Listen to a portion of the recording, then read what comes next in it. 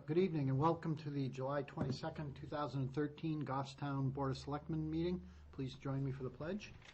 I pledge allegiance to the flag of the United States of America and to the republic for which it stands, one nation, under God, indivisible, with liberty and justice for all.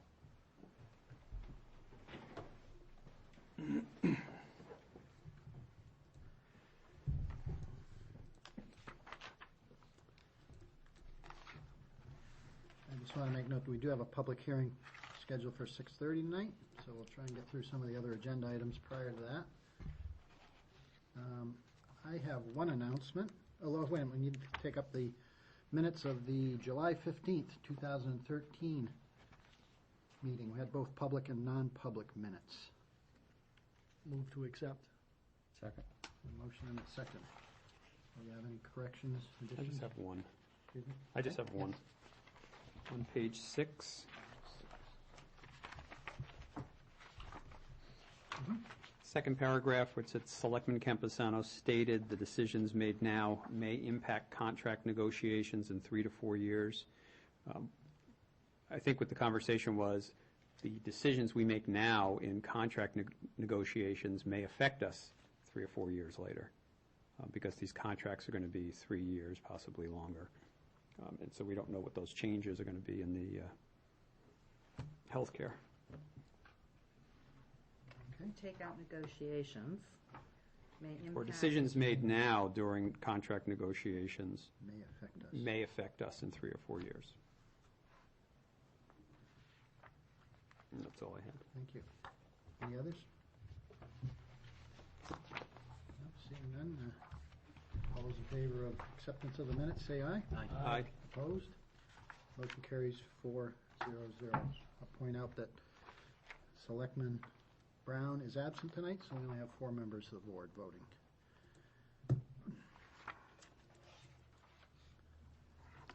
And as I said, I do have one public announcement. And that is the Goffstown Police are investigating an attempted residential burglary. An attempted residential burglary that occurred on July 15th on Walnut Hill Road at approximately 6:38 p.m. No one was home at the time, and the suspect or suspects gained entry through a basement window. There was nothing taken during the attempted burglary, as it appears that the suspect or suspects were scared off by the residential burglar alarm system that was tripped. Residents are encouraged to continue to be vigilant, secure their homes, and report suspicious persons, vehicles, or activity immediately to the police. Anyone with information on this crime is asked to call the Goffstown Police at 603-497-4858. And that's the only public notice I have. Do members of the board have other notices to bring forward? All right. Seeing none, it's a little early for public comments, so Sue, why don't we just go down to the town administrator's report and Okay. take care of those. Thank you. The weekly meeting schedule, we do have a cancellation. Wednesday, the 6:30 meeting with HDC has been canceled. There is a Wednesday at 7, Conservation Commission, and Thursday at 7, Planning Board. Consensus folder tonight includes manifest. The general fund includes an AP warrant for $271,670. Payroll withholding, $144,831.14. Cable revolving fund has an AP warrant for $2,003.21 and a payroll withholding of $1,217.42. The police special detail revolving fund has payroll withholding of $230.16. Employee status reports tonight include lifeguard sub, and this is a new hire, call firefighter, Firefighter 2, EMT. right. So there's 2 of those in there, that's Yep. right. Step increase because of the firefighter 2 EMT, and 2 call firefighter merit increases. Right to inter, Gilman at West Lawn Cemetery, section 1987, lot 2B, and a letter of thanks to the New Boston Selectmen regarding their cooperation with road work. Motion to approve the consensus folder. Thank you. Second? Second. Yeah, second. Any discussion? All those in favor say aye. Aye. Aye. Opposed? Motion carries 4-0-0. Thank you. And as you know, Building Board of Appeals still has a couple vacancies on it, and we have an article in the newspaper last week. And we received another application from architect Gary Meehan for appointment to that board. Make a motion to appoint Gary Mann to the Building Boards of Appeal. Second. A motion and a second. Any discussion on that motion? Seeing none, all those in favor say aye. Aye. Opposed? Motion carries 4-0-0. Thank you. And department quarterly reports for the second quarter are in, and they are available on your computer in the Selectmen Drive. And a printout is also in a 3-ring binder in your meeting room. VHB engineering report is enclosed in your packet at tab 6E. The board had requested information regarding alternatives for crossings of Mass Road for the rail trail in relation to TE grant. And so we looked through to see if anyone had done that, and yes, the VHB had done that. And the estimated cost for pedestrian bridges was included in that as well as a tunnel. And then there are other concerns. So it included the pros and cons of each design. And they recommended the hawk signalization. And that's what the state was recommending. And I know before the meeting, Selectman Capasano asked if we had a report from the state, but I do not have a report from the state. But I will follow up with the Director of Public Works, because he and the rail trail chairman have been working with the state on this, and we'll see what we have in writing from the state. We'll have that before next week's meeting as Yeah. well. As soon as I get it to you, I'll email it to you, but it will be included in next week's packet. Great. Mr. Chair, I also had some, because I know you had asked if there was any other information, that if we could get the actual traffic analysis and pedestrian counts that VHB.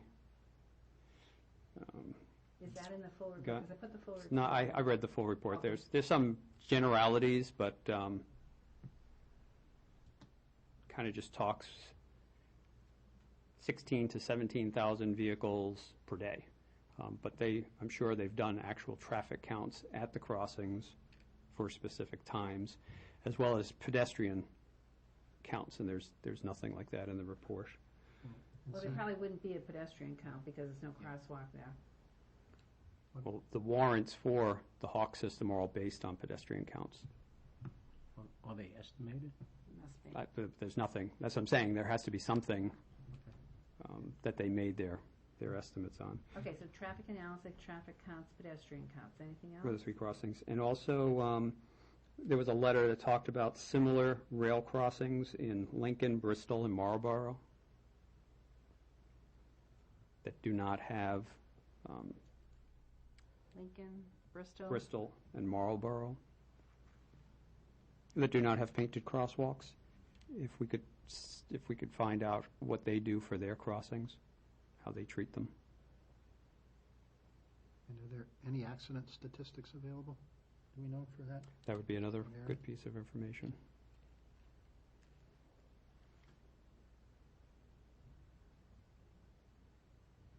Probably not, since it's not, no one's crossing there. Or are you vehicle to vehicle, are you talking Yeah, well, any kind of accidents, yeah. Yeah, There's a yeah. lot of pedestrian activity in and around there. by the Villa Fields it is, yeah. There sure is. So anything that the police department might have would be helpful. Oh, you're talking about current here in Goffstown? Yeah. Yes. Yeah, Oh, I know. I'm sorry, I thought you No. were No, talking either. about The other communities? accidents out in Marlboro. No. No, separate issues. Just one last thing, the site distances Site distances, for the crossings.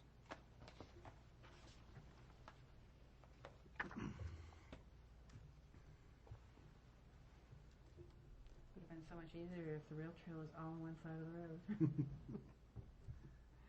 But the, You know, the difficulty that I have with it is because if a person or a group of people are walking on, or traveling the rail trail, you cross the highway at one point, then you cross the highway again. Right. And that's the concern that I have, is because you're impacting the traffic twice.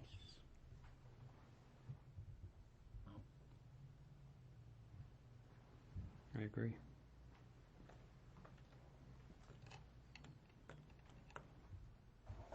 Any other information you'd like to see before next week? That's all I had. Thank you. Well, it's 6:10. I don't see anybody here from the public. Chief, unless you want to speak as a member of the public, you are a member of the public. All right, I don't see anybody else here, so we'll move on from that. Let's see, what have we got coming up here? We've got a 6:30 public hearing, so we've got a little time before then. I guess we might as well go through the Selectmen's discussion. Is there any new business the board wants to bring forward this evening?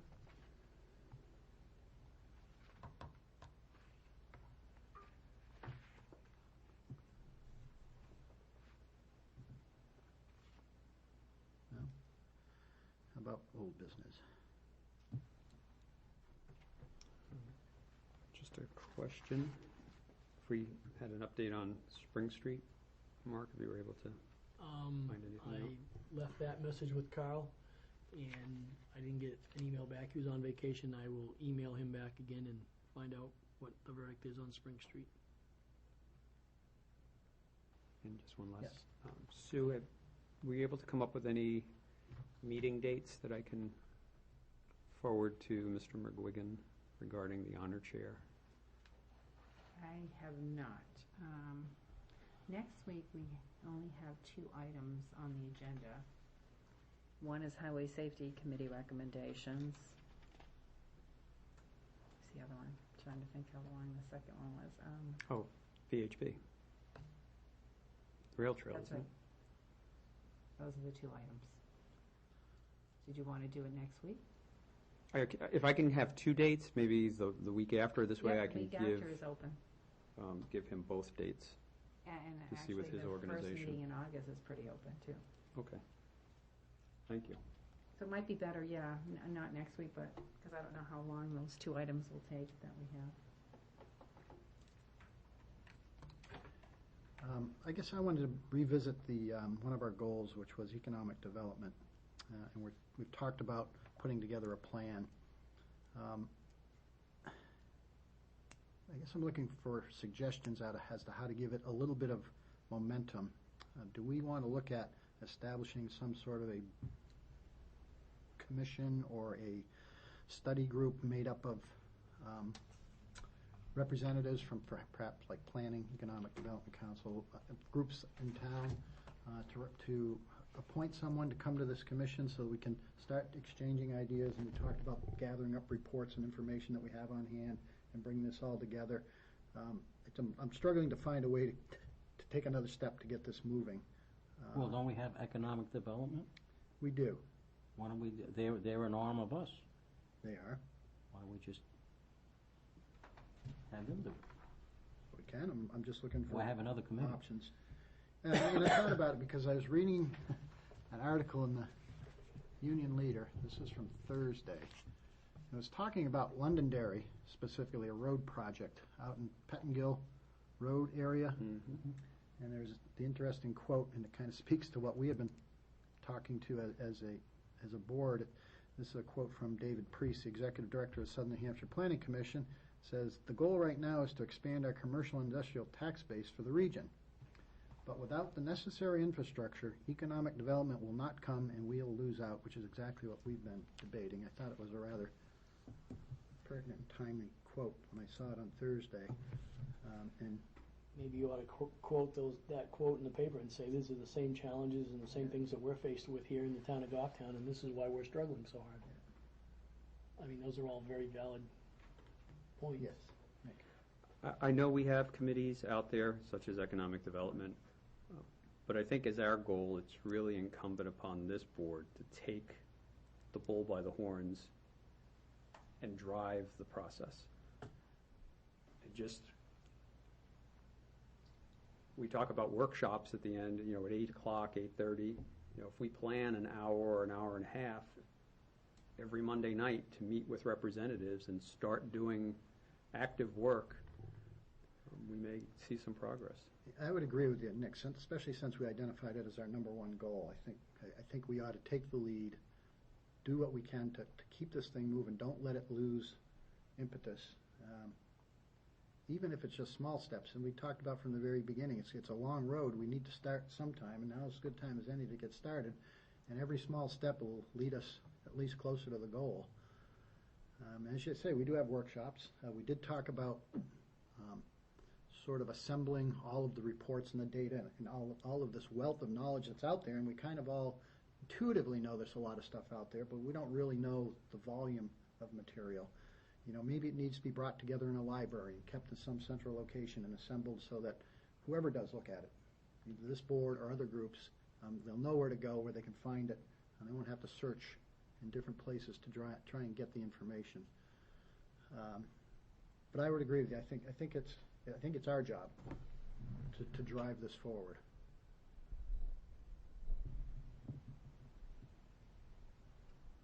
Yes. If I could add, I think we should go a step further in addition to just assembling all that information, because we're going to end up with a large volume of reports.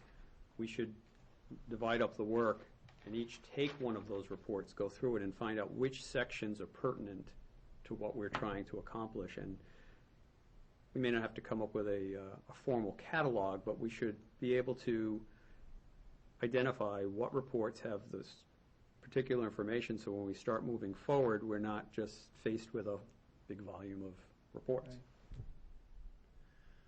Yeah, and Sue, I think it would be helpful if you could at least identify the titles and the names of these reports that have done over the years so that we can come up with an assemblage.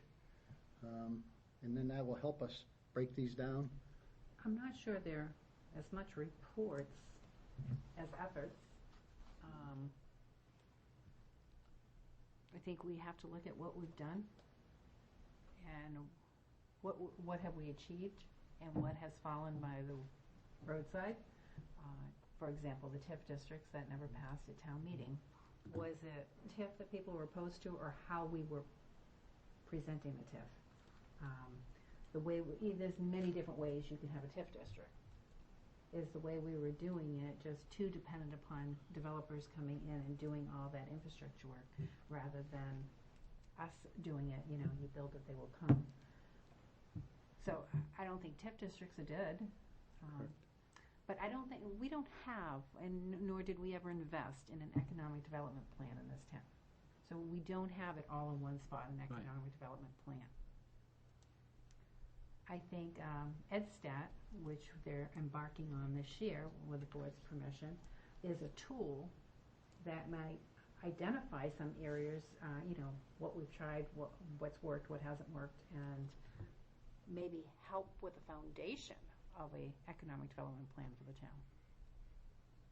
But I do recall we had a fairly sizable list of documents that had been generated over the years. There's regional ones. We're included in the regional ones with the Metro Center, now called Access Greater Manchester. We've got master plans. There's master plans. And there's projects that have been done with Southern New Hampshire Planning.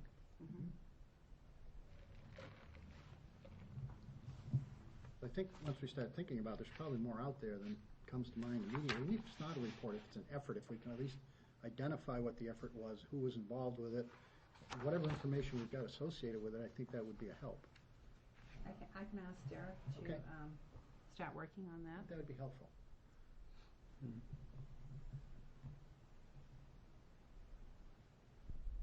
You know, there was the build-out plan that was developed. I think when you start thinking about it, there's probably a lot of stuff out there that if we start writing it down, putting it in one place. Yeah, many of the documents are simply done for the purpose of planning and not for economic development, but have a direct bearing on economic development.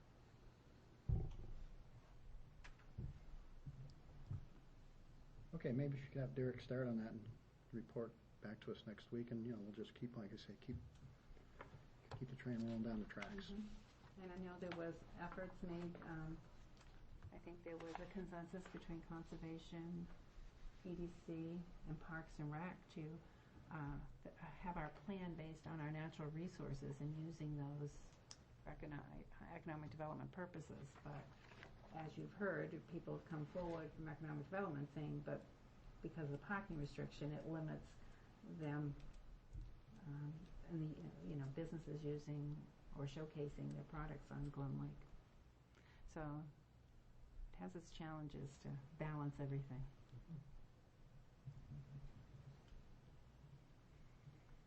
Well, I think that'd be helpful. Any other suggestions relative to that issue or any other old business that we want to bring up tonight?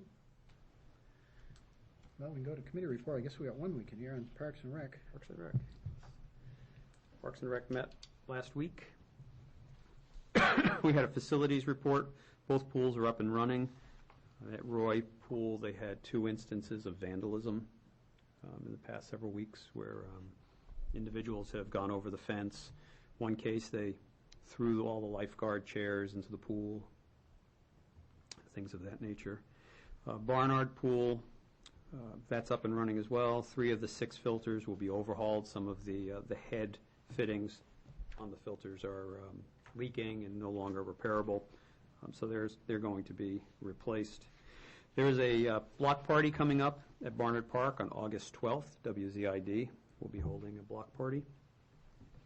And the remainder was a short business meeting. The remainder of the meeting, we actually drove and visited all of the recreational facilities. We went to Barnard Park, the skateboard park, Roy Park, the Surratt Field, Louis Street Fields.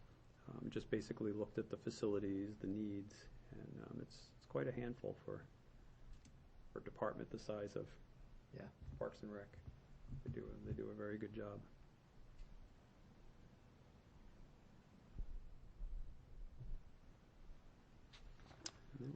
Okay, I guess that's it, huh? Well, all that leaves us with is the public hearing at 6:30 and the joint meeting with EDC at 7, so perhaps we'll take a break now. We'll come back at 6:30 and take up the last 2 items on the agenda. So we'll break for 7 minutes.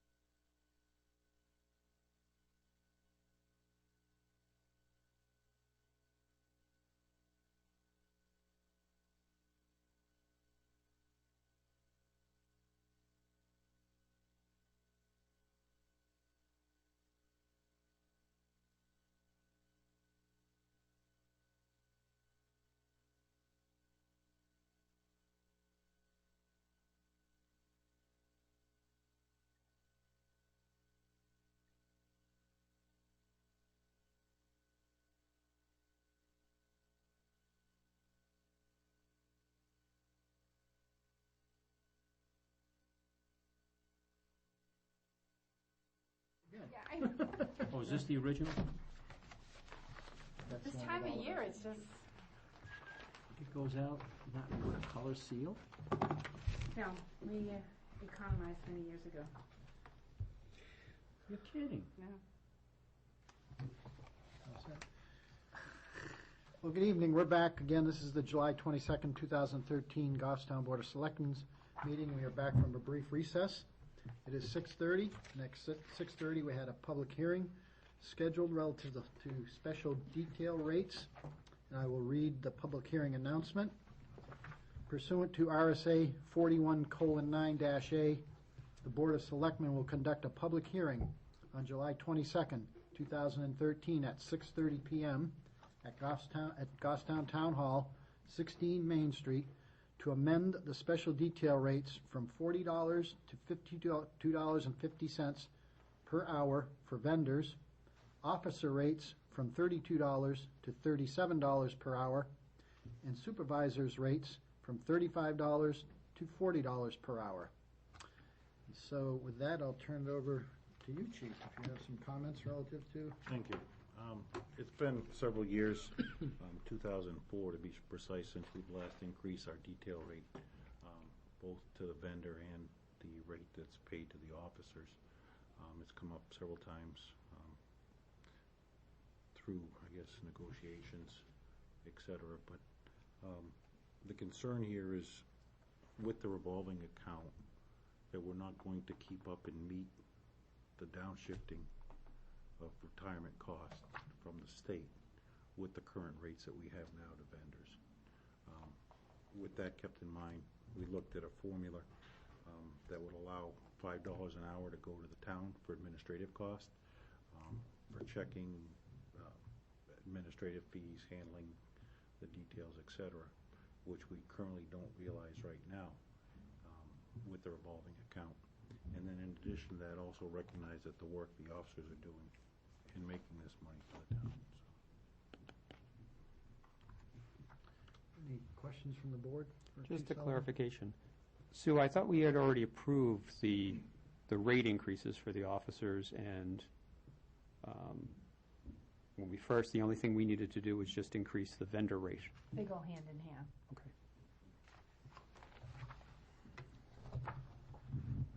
Any other questions from board members for Chief Sullivan?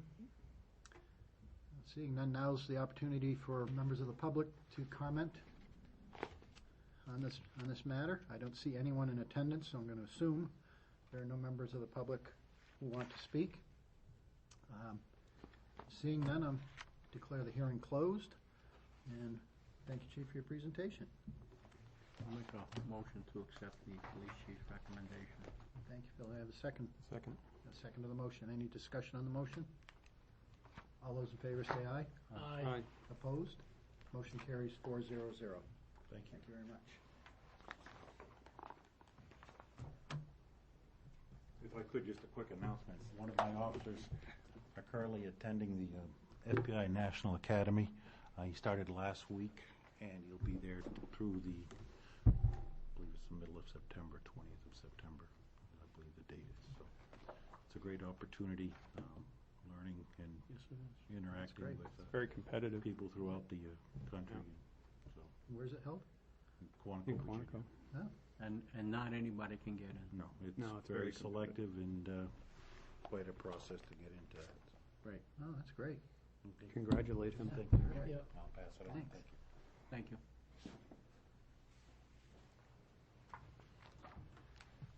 Just so the public, GTV 16 knows, there's one last item of business on our agenda tonight, and that is a 7 o'clock presentation by the Southern New Hampshire Planning Commission. It is now 6:35. Economic development. I'm sorry. Shap it. Economic Development, thank you, Phil. That's scheduled for 7 o'clock. It's only 6:35, so we're going to take another recess. You can go get another slice of pie or whatever, and we'll be back at 7 o'clock for the joint meeting with the Economic Development Council. Thanks, Darrell.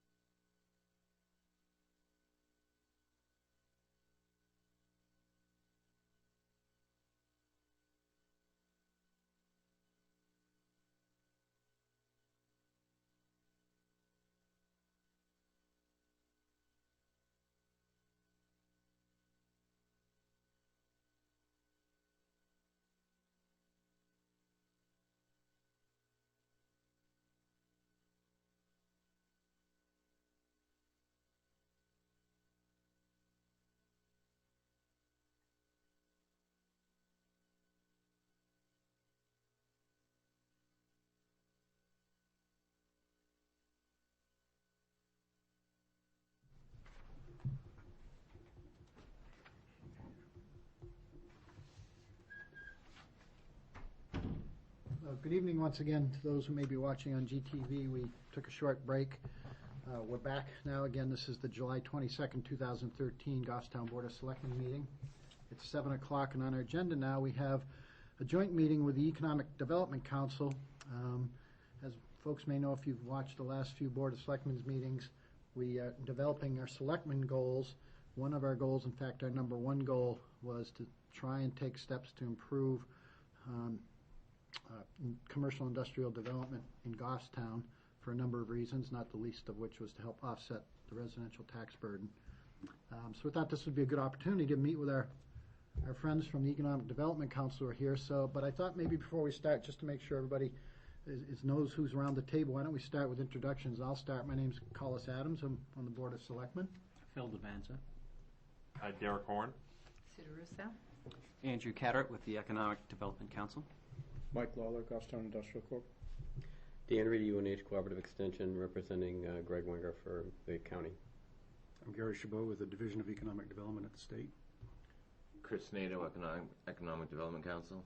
Charlie Tentis, EDC. Mark Lemay, Board of Selectmen. Nick Camposano, Board of Selectmen. Well, thanks, and thank you all for coming tonight. We appreciate it. Hopefully we can have some dialogue tonight that'll help us stimulate some thoughts and maybe help chart a course as we move forward with our goal of promoting economic development in Goffstown. Were there any opening remarks? Our guest speaker is Gary Chabot. He's with Department of Resource and Economic Development. What is your title, Gary, again? You're a Business Resource Specialist. Thank you very much. Here's my card. Thank you. So Gary was here to make a presentation. Does anyone have any opening remarks they want to make? Otherwise, we can just launch into Gary's presentation. I just assume keep it informal, if that's okay with you, Gary, if you don't mind, folks. Informal is best. Okay. So if folks want to chime in with questions or comments, feel free to do so. We'll make sure everybody has an opportunity to speak their mind tonight. So Gary, I will turn the show over to you. Thank you very much. First of all, thank you for the invitation tonight. Folks, I'm sorry. We did have another person come in. Steve Langley, Chair, Economic Development. Thank you, Steve. Thank you very much for the invitation to come tonight, and I hope that this is, it certainly is a continuation of some discussions that I've had with the Economic Development Group as well as Derek. And thank you for, I've not met Sue, so appreciate your introduction. I would like to also suggest that this might be the first of maybe two meetings that we do, because there's another gentleman in my office who couldn't make it tonight.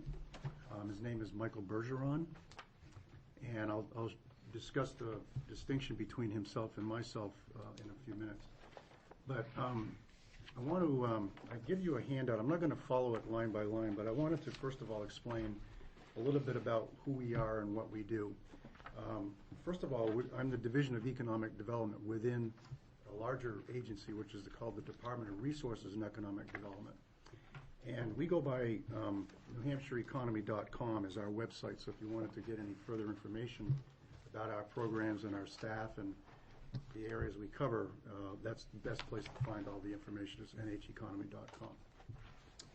The second page really shows four major distinct groups that are within the Department of Resources and Economic Development.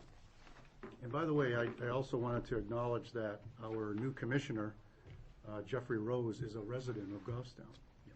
So we're really pleased to have him. He's a very good guy to be in the position, and we really look forward to working with him. But the Department of Resources and Economic Development really is four major groups, and the NewHampshireEconomy.com, which is what I would say is the Division of Economic Development, is just one. And because a lot of people think that DRED is just us, when in fact it's really these four other groups. The next group is called the Division of Forest and Lands. So that's essentially all the natural resources that the state manages. And then, of course, the state parks. The New Hampshire State Park System is all under DRED as well. And the New Hampshire Office of Tourism is the visitnh.gov is the Office of Tourism. So as you can see, it's not only the business side of things, but really the quality of life point of view of living in the state, which it was designed that way for that reason, is because we want, when we recruit businesses to come in, from out of state and to help businesses grow within the state. One of the reasons they're here and one of the reasons they want to come here is because of our quality of life. So we feel it's really important that all these particular agencies are under one roof, which is the Department of Resources and Economic Development. And that is rather, I don't think it's unique in the United States, but other states don't have that luxury that they're all under one roof. They tend to be disjointed. So I just wanted to point that out. I thought that was rather important. The other thing that I wanted to, before we get into the other slide deck, is basically to outline the distinction between myself and this other gentleman, Michael Bergeron, who I would encourage you to invite as well in the future. What Michael Bergeron does is he is the out-of-state recruiter. So what he does is he recruits businesses who are coming in from Massachusetts, Connecticut, Ohio, other parts of the country, but also Canada. He makes, relatively, I won't say frequent, but he makes regular trips up to Quebec to talk to companies who are interested in growing their businesses out of Canada and maybe even expanding into the United States, but specifically into New Hampshire. And as it turns out, one of my colleagues, Benoit Lamontagne, who lives up in the North Country, he's fluent in French, and he and Michael go on these tours up into Canada, and of course Benoit can speak the language, so he's a really good asset for our group. Having said that, we call him Bino, by the way. I'll refer to Bino, even though it's Benoit. Bino and I are colleagues, and I have 3 other colleagues who cover the state. I'm a regional outreach person, and my job is to work with existing businesses within primarily southern New Hampshire, Hillsborough County primarily, although I also touch into Rockingham County. I go up and down the I-93 corridor, Salem, Londonderry, Pelham, and Auburn area. So I cover that area all the way over to Milford and in parts of Peterborough, as well as into Hillsborough and Bennington. Last week, for example, was in Bennington, New Hampshire, and met with Monadnock Paper Products. So what my job is called retention. So that essentially means how can we help the existing businesses within the state to stay here, number one, and grow here and become profitable, and to hire people. So all those things. So Michael, when he comes, and I'm encouraging you to have him come, he'll talk to you about how to position yourself as a community to recruit businesses from elsewhere. And he also, even though he does out-of-state recruitment, he also discusses recruitment in general, how to position your town to be business-friendly, to encourage the growth, to talk to you about how a company views your town in terms of its access to highways, its schools, its workforce, access to workforce and its skilled workforce, et cetera. So that's what Michael does, and he essentially works with companies to differentiate your town or really more generally the state of New Hampshire relative to other states. So that's really somebody that you really need to have come talk to you. So where I get involved is, I would call it 4 major areas. I like to call them 4 major food groups. The first one is workforce. Anything to do with workforce I get involved with. And we have partnerships with the Employment Security Office, as well as an office in our organization called the Office of Workforce Opportunity. One of the major programs that we have in workforce is the Job Training Grant Fund. And what the Job Training Grant Fund does is if a company in the state has incumbent employees and the firm wants to enhance the skill level and the training level of those folks, they can apply to us for a grant. It truly is a grant. Monies, you don't have to pay it back. It's up to $100,000 of grant monies, and it's up to a 50% match. So the company also has to put up at least half the money. It is a cash match compared to other places in the United States where they sometimes have an in-kind match, like for office space or paper or materials. This is actually a cash match, which is a higher standard, if you will, and up to $100,000. And what it is for enhanced skills training for your employees. The reason we get involved with this, because that actually, we feel that workforce is really the number one reason people come here, is they want the skilled workforce. The availability of the workforce is something that they look for when they come. And we try to, by virtue of the Job Training Fund, we're trying to raise the level of the skill set available in the New Hampshire workforce. An example of what we did today, I had a meeting at the Manchester Community College, was a company in Manchester who was really having a hard time finding skilled machinists, CNC operators. A lot of companies are saying the same thing, as well as injection mold operators, and not only operators, but technicians and problem solvers, as it were. And they've really been struggling trying to find about 10 to 12 people. So I put together a partnership of the Employment Security Office, a couple in Manchester, the manager, as well as the business outreach person. Also the Manchester Community College, there's an advanced manufacturing technology person that runs that.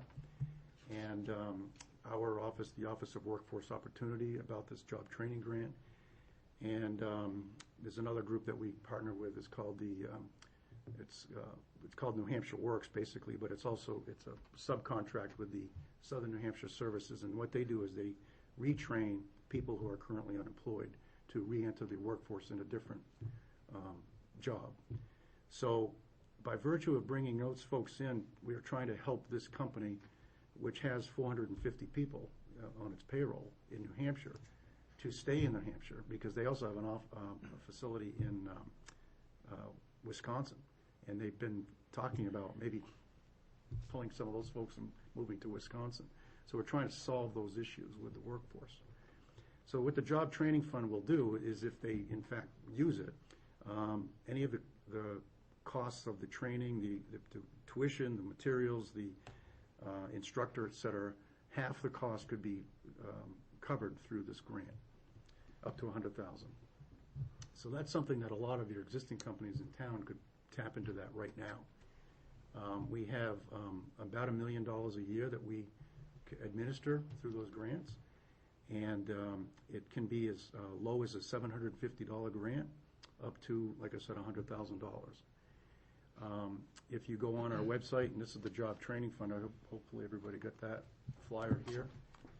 This website will indicate, actually, over the last 5 or 6 years, who has actually received the grant and what was it for and for how much. So you can see the variety of the training types of programs that the companies have actually tapped into. So that's our number one program, is the Job Training Fund. Any questions on that, how that works? Or we take applications once a month, usually by the cutoff date is usually the first Friday of the month, and applications are then looked at. A committee looks at them, and you as a company are invited up to Concord to actually do a question and answer to the committee on the third Friday of the month. And about 90 to 95% of the people who apply for a grant actually get it.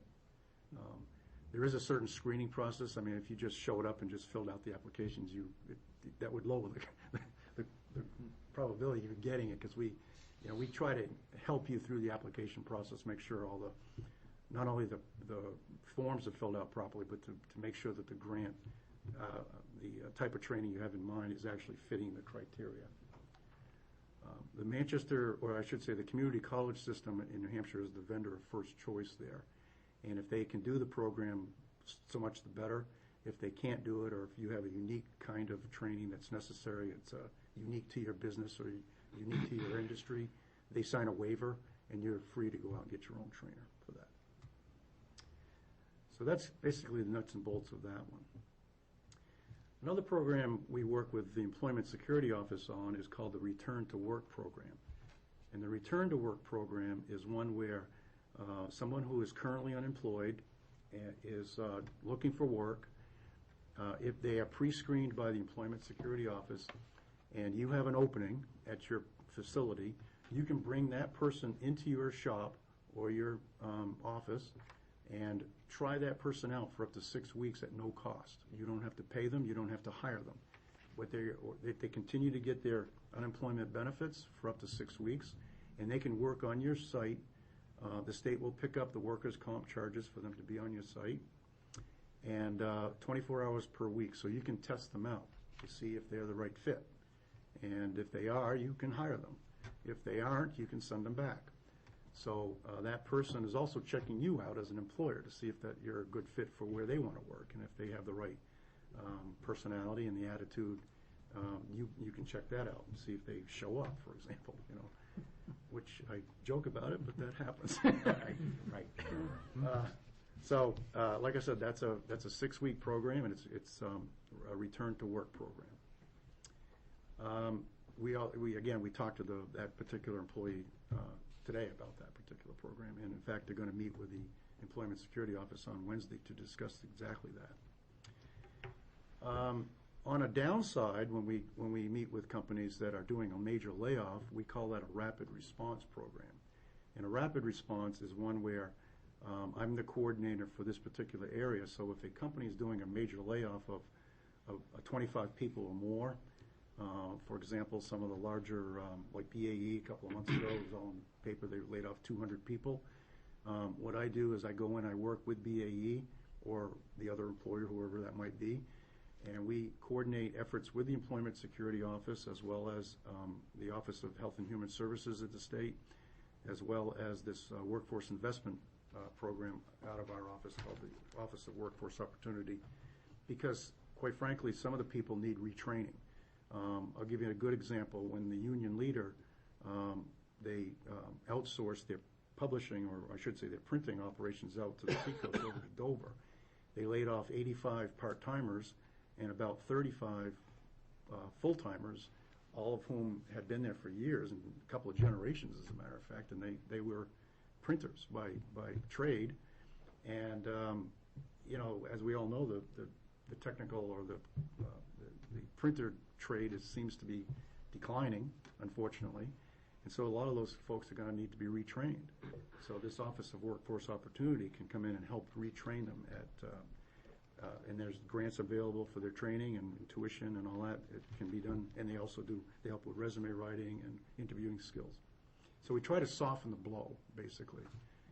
And on a larger sense, if I know of companies in my work, I go out and meet companies every day. If I know somebody's looking for work, I can do a kind of a high-level matchmaking service as well, which I have done.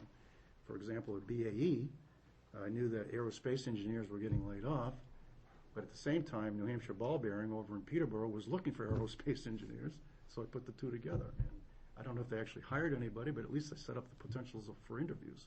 So that's the kind of thing I can do at a 30,000-foot level kind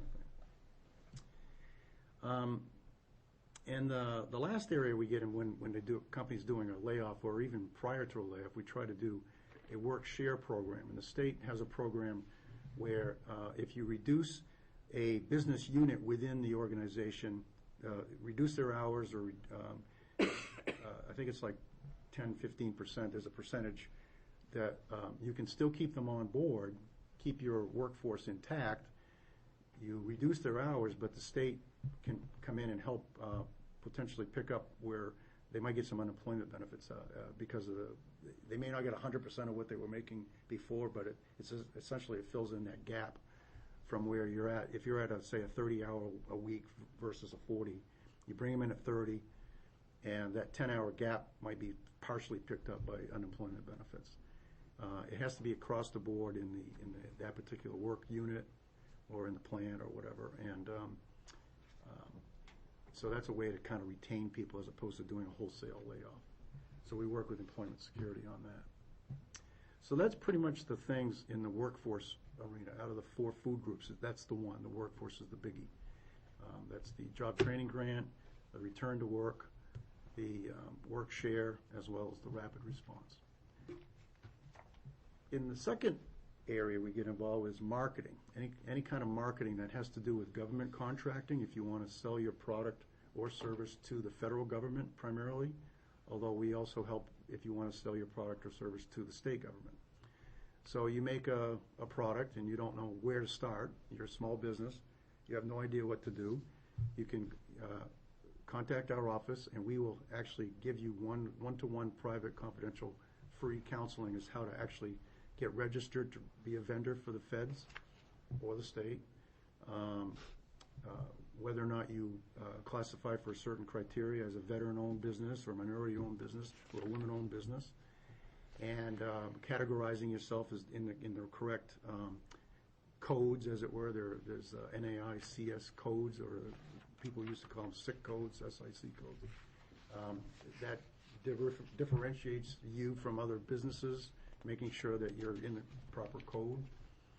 And we also do email blasts of bids that are going out for, if your company makes XYZ and the government's looking for XYZ, there's a potential match there, and they can alert you that the government's looking for that particular product. We also do matchmaker conferences, whereby if, again, you're a small business and you want to get FaceTime with a Department of Defense contractor or a EPA contractor or General Services Administration contractor, we actually have a matchmaker conference that we will be doing in October, I believe, at Riviera College. And small businesses are invited to come and actually have FaceTime with the contract officer from those agencies. So those are the kinds of things that we do. A week and a half ago, we had one for the state. Again, small businesses could come in and meet with a representative from the Department of Transportation, for example, or our agency, or Health and Human Services. So if you sold paper or printing goods or something like that, you could have met directly with the procurement officer of that agency. We did that a week and a half ago. We had about 187 businesses show up for that. So that was really a big home run. It was one of the hottest days of the year, and there was no air conditioning. Wow. But it was well attended. It was a good turnout. So that's one factor of the marketing program. The second leg of the marketing programs is the international trade. Anything to do with international trades. Again, all the paperwork, all the registration, all the red tape that's necessary to ship your stuff overseas or to Canada or to Mexico. We help you with that. We train you. We do one-on-one counseling. We also help you get paid, in foreign currency, and if you're trying to get letters of credit and that kind of thing. We have people, that's all they do all day, is helping companies to help sell their stuff overseas. We also do trade missions. We recently, a couple weeks ago, went to, I didn't go, unfortunately, but the Paris Air Show was over there. And we had 5 companies from New Hampshire specifically sell to the aerospace industry at the Paris Air Show and taking orders right there. So it was a real home run for those folks. So those are the kinds of things in the international arena that we do. So that's the marketing arena. The third area is kind of money, is finance. We can, and tax credit. Money, finance, and tax credits. We don't have money to lend or give. Other states do, unfortunately, and they actually give out land or they give out buildings. We don't have that luxury. Maybe it's not a luxury. Maybe it's the best way to do it, and we keep it low key. But in New Hampshire, what we do is, instead of giving away stuff, we help facilitate activities with the partners.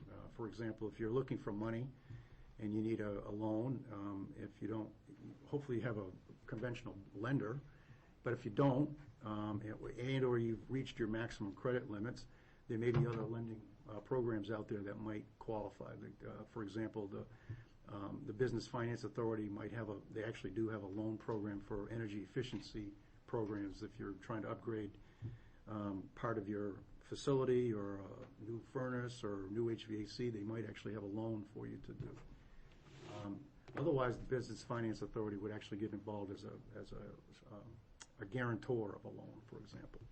But we also partner with the SBA as well as the U.S. Department of Agriculture. USDA might also get involved at some point. So we don't actually lend the money, but we help bring the partners in that would help you solve your money problem.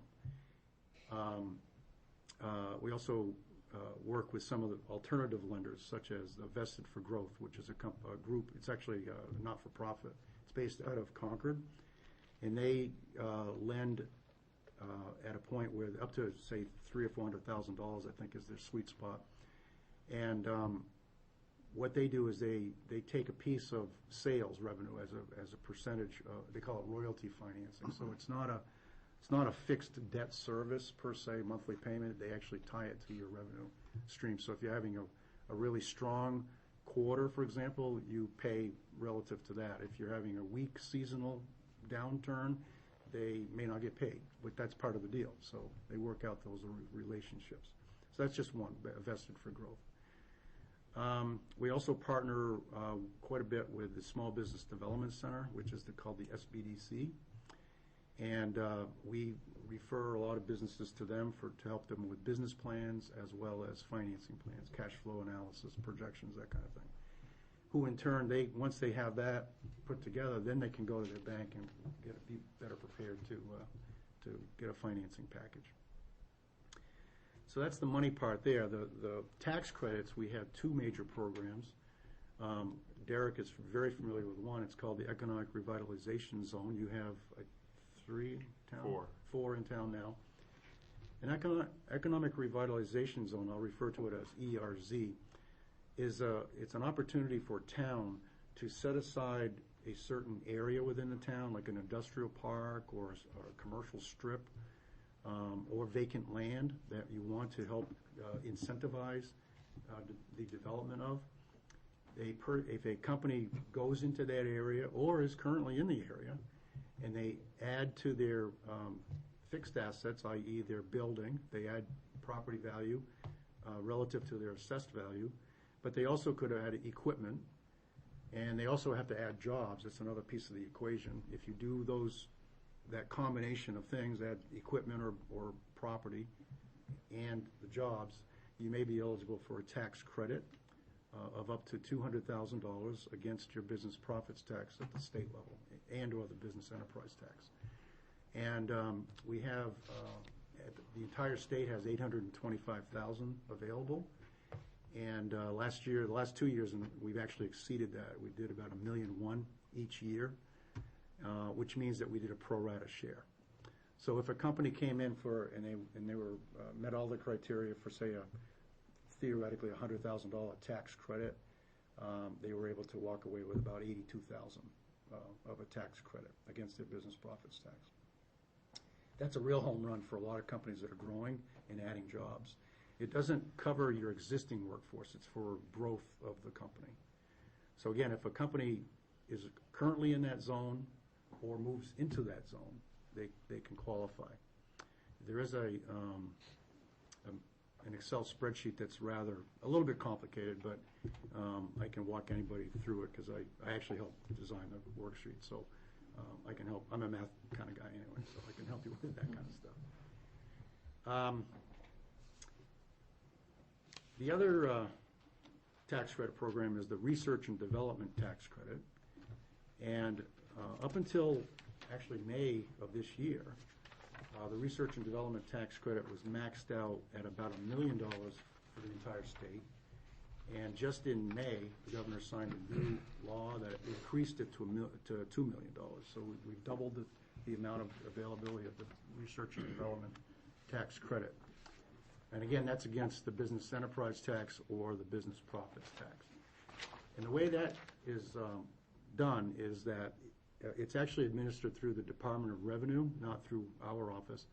But though if you qualify for research and development expenses under the IRS tax code, I forget the number, but there's a tax code that refers to it, and you can write it off on your corporate tax returns. It's the same exact formulation, same exact calculation that we use, and you would apply to New Hampshire for that tax credit against your research and development expenses for the labor portion of it. Doesn't cover materials, it's mostly for the labor piece of it. That is up to, like I said, $2 million, and the cap for any one company is $50,000.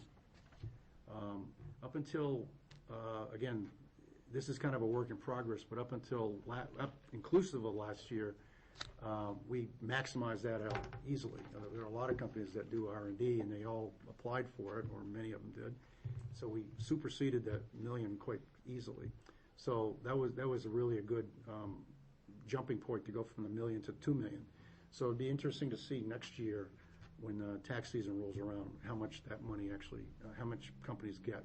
because even though they were eligible for 50,000 per company, they didn't get anywhere near that because it was all pro-rata, back to the number of companies that put in for it. So I can't tell you right now what that would be in future. Suffice to say that we've doubled the amount available, so that'll help. And I'm outlining these, and these are all like pieces of tools that you can use to recruit businesses to come in. And quite frankly, all of them are looked at by all companies when they move into an area, because they want it. What they do is they stack New Hampshire up against the other state, and they basically check off the box. Do you guys have research and development tax credits? It's almost, I won't say irrelevant what the amount is, it's the fact that we have it at all. So they check that off. Or they check off available land, available workforce, and what's the cost of the land, and what's the cost of the occupancy cost. And so you really have to position your town to let them know what your land is and what your buildings are. And that, again, that's where Michael Bergeron can help you position yourself to market your town that way. The other thing we get involved with, and that was the third major group, is the money and tax credits. The fourth major group is kind of all other. If a company needs access to a government agency at the state and they really don't know who to call, we can help them find that person. We can help facilitate a meeting. I can help find the exact right person to talk to. Chances are we already know who to call. Good example is highway signs, and people want to do a highway sign that says this is, turn right it. If it's on a state highway, turn this way to go to my restaurant or something. Well, there's a sign program for that. So you talk to Walter at the DOT. I just happen to know the guy. So, it's that kind of thing. So we know who to call. I had a great example about a month or so ago. A woman in Merrimack wanted to sell. It's a tongue twister. Shellfish. She wanted to sell shellfish by the seashore. No, I'm kidding. And so anyway, she had her FDA approval from the federal government, but she didn't know who to call at the state. So I get the call, and I don't know who to call. So I made a couple of phone calls, and actually, as it turns out, about a year and a half ago, I helped somebody also who wanted to bake cookies in their kitchen. And well, it's the same regulations, basically. So I contacted that person, and it wasn't who you would think through the Department of Agriculture, Markets, and Food. They didn't work in that division at all. It was over in Health and Human Services for food safety and sanitation. So, long story short, I found the exact right person. What's her title? Shellfish coordinator from the state of New Hampshire. So, it's amazing what you find out. So, I guess my message is, call us and we can help, or any of your businesses. If you get a phone call and they say, gee, we don't know who to call Gary, and I'll try to help that person to the best of my ability. And then from kind of an all other category, public relations wise, we have a marketing and communications person who could maybe help you with some language or doing a blog, or if you have press releases, etc., that has a economic development slant to it, we might be able to publish that on our blog and help you get that word out. Her name is Lorna. I'm going to pronounce her last name is Colhoun, but it's spelled differently. Colquhoun. It's the Scottish way, I guess, to say it, to spell it. And so we can help you with that particular program. But also if you have, again, another, either a press type of or media kind of event for a person or group in town that's moving in, or it might be appropriate to have one of our division directors, Chris Way. I think you know Chris. Yep. He could come down and do a little ribbon cutting or something of that nature, or the commissioner, or even better, we can maybe get the governor to come, that kind of, or at least ask for the invitation, I suppose. So it's these kind of things that we help businesses to grow and to feel, that they're welcome and want, we loved having them in New Hampshire and that kind of thing. So it's very important. That's our job, is to make people, is to help businesses to grow and to hire people and make money and live the good life in New Hampshire.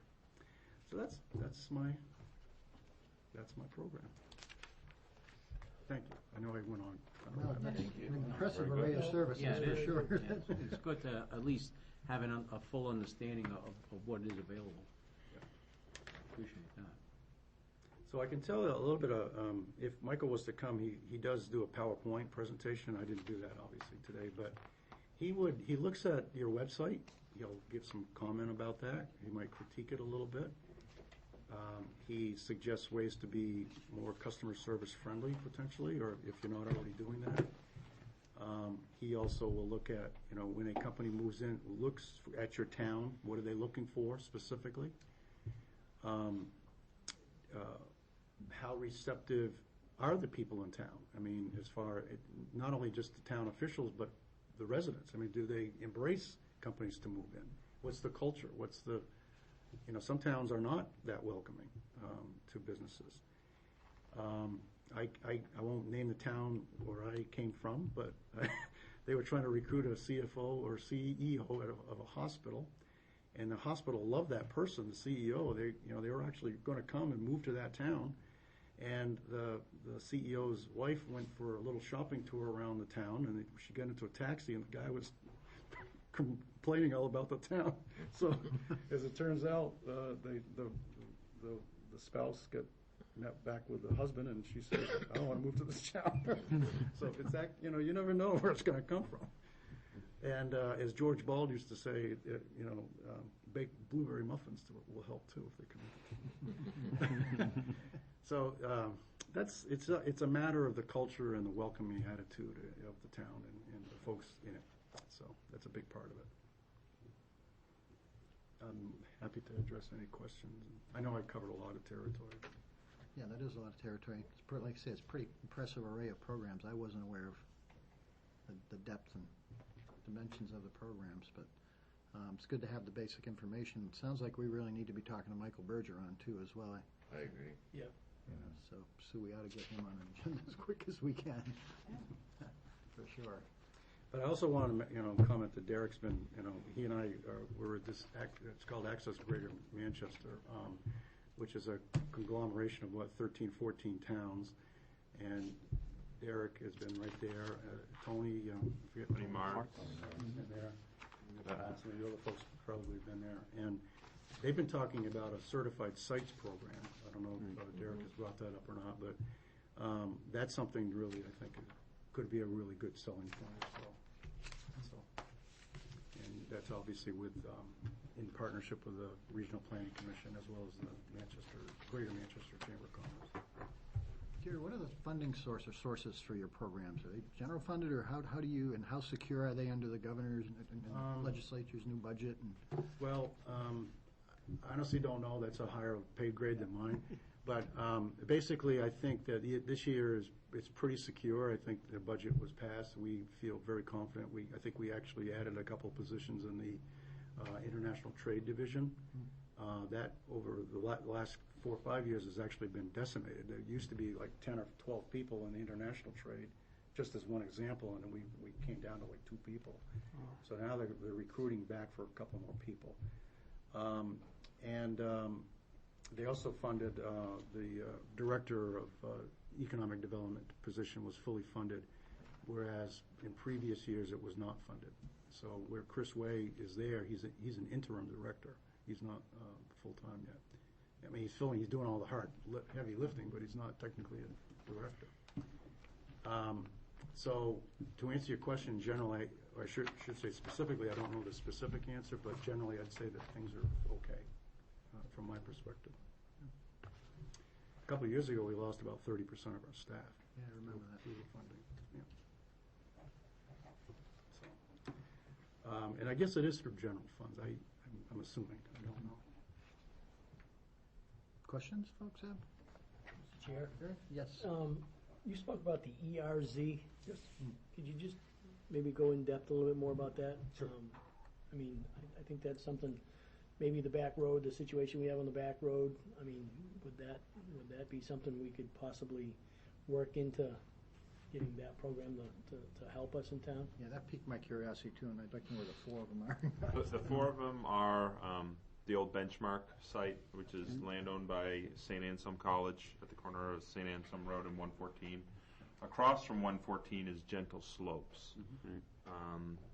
There's about 50 usable acres just south of Hebert's Auto Junkyard. The area around Tatro Drive, the lots in there have been designated, as well as the towers, industrial, the Pondview Industrial Park, where the radio towers are on Goffstown. So that's 4. There's 4 of them. Okay. I have talked with the property owner of Janigan Mills, and we'll be bringing a proposal forward to the Board of Selectmen to seek an application on that one as well, for a 5th one. But those are for 4 that we currently have. The way specifics work, the math is such that if it's a vacant land situation, you have to make at least a 20% improvement to the assessed value of that property. So that if you do a building, it more than likely will happen pretty easily. So if you do that, and then you have to add jobs. So what happens is there's a certain calculation based upon the improvements to the property at a certain rate, and then the job creation is based upon the wages paid. So the higher the wages paid to individuals, the higher the tax credit calculation.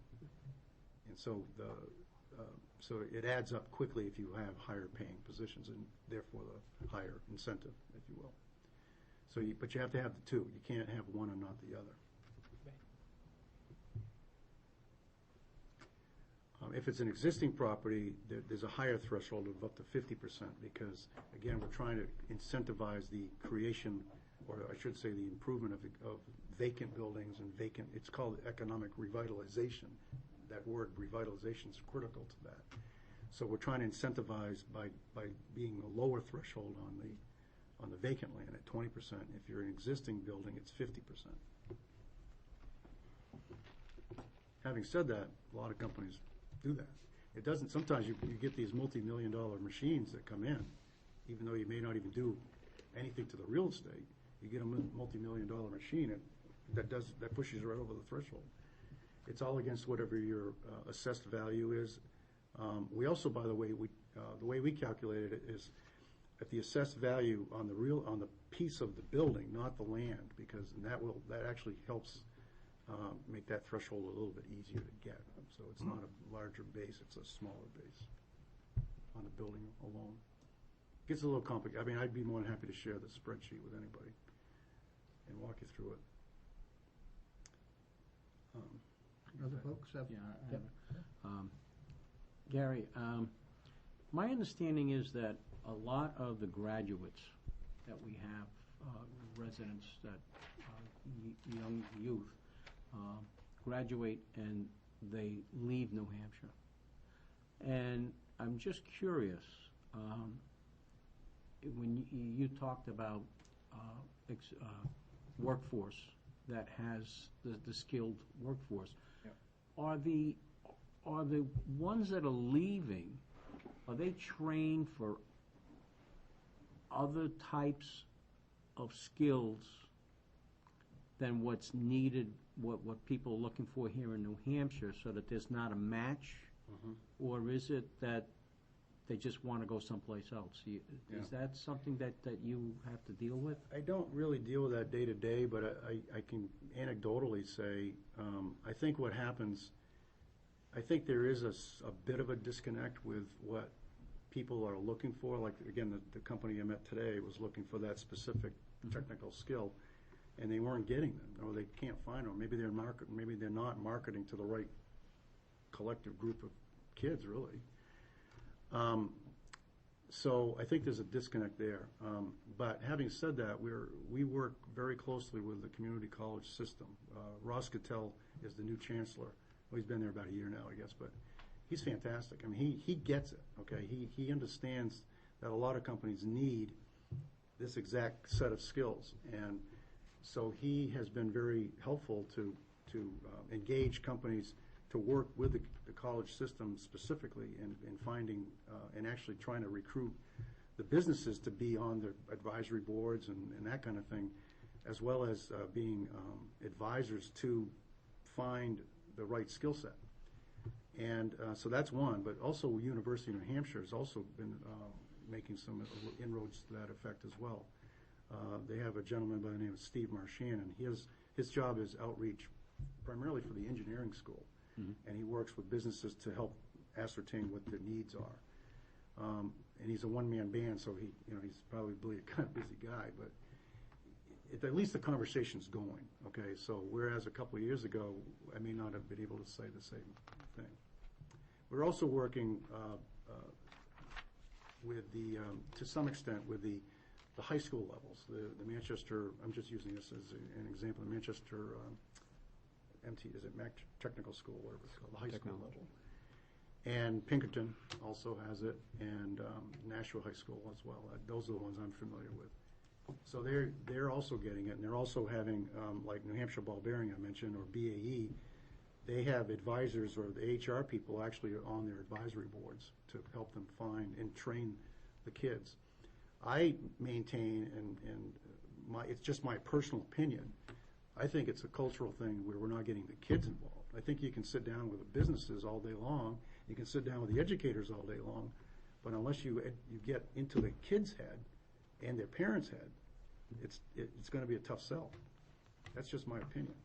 I grew up in I will now disclose where I'm from. I grew up in Claremont. And Claremont, when I was growing up, had Joy Manufacturing Company, which had 1,500 people there or something. And across the river was Springfield, Vermont. And Springfield, Vermont had J&L. They had Cone Blanchard and Windsor. They had Bryant. They had Fellows Gear Shaper. Within say a 20-mile radius, we had probably 5,000 people who were machine tool experts. Right. And what happened to them? Well, they died, retired, or moved to Florida.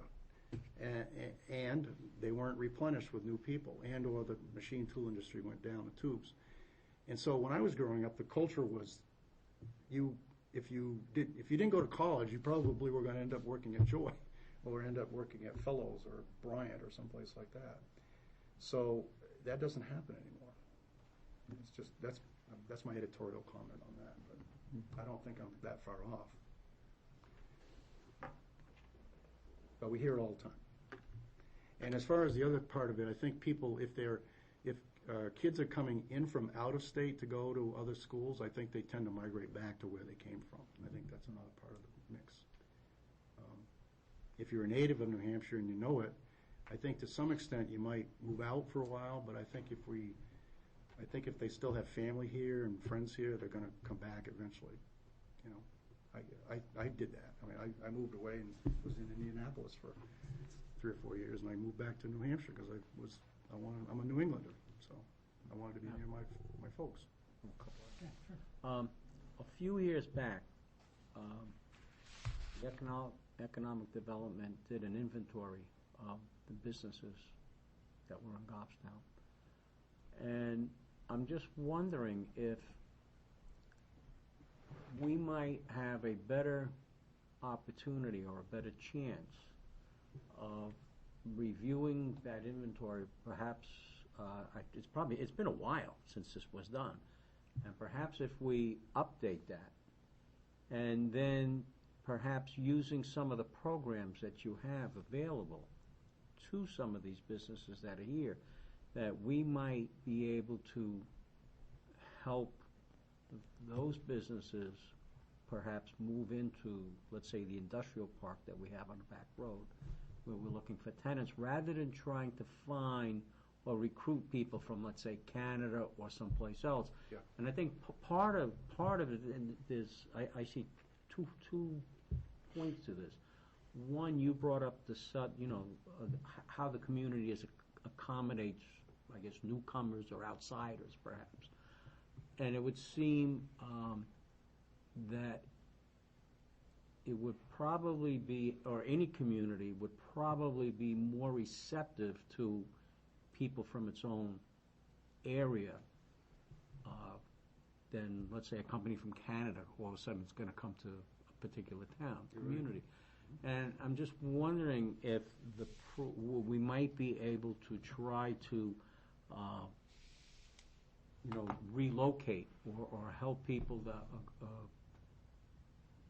that's perhaps, 'cause there's a lot of times people that I talk to are in a situation where they're just at a point where they need some extra help. They need more people, but they're just at a point where they can't see themselves that they can afford it for a certain period of time, and they hate to try to employ one or two people, and then it only is going to be for maybe 4 months or 5 months because they cash flow, whatever it is, they can't get to that point. So I'm just wondering if are these the types of things that you've dealt with? Have you dealt with anything of what I'm trying to just throw out? Well, I think what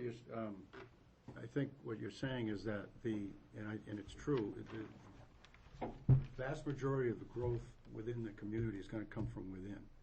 I think that's what you're saying.